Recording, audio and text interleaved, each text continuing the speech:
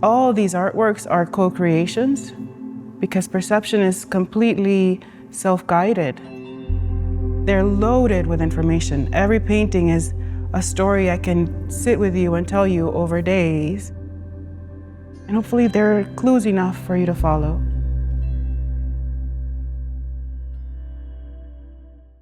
The Drexciya myth is a story that was conjured by these two brilliant Detroit DJs in the middle of the crack epidemic and the industrial blight of Detroit in the 90s. These two young Black men drew out this story starting from one of the most horrific points of our history where enslaved peoples were being thrown overboard for insurance value. They imagined what would it be like if these folks were able to survive, and not just survive, but thrive in a new Black Atlantis.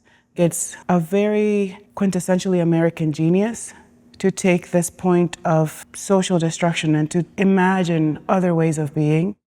That is a story that has influenced the making of this piece that's behind me. Layers of blue textile evoke both the canopy of stars and deep, deep, deep underwater. So you're in this synesthetic space of luxuriant hug. When you're going in, you have these volcanoes of draped material around you that have these indigo prints on them. They are my own interventions, symbols of Black resistance and healing around the world. So this is honoring both the Drexciya duo, the Yoruba pantheon of color, and hopefully offering you a place of respite. If people come here in freezing January and February and can just rest and imagine new ways of being, that would be reward enough.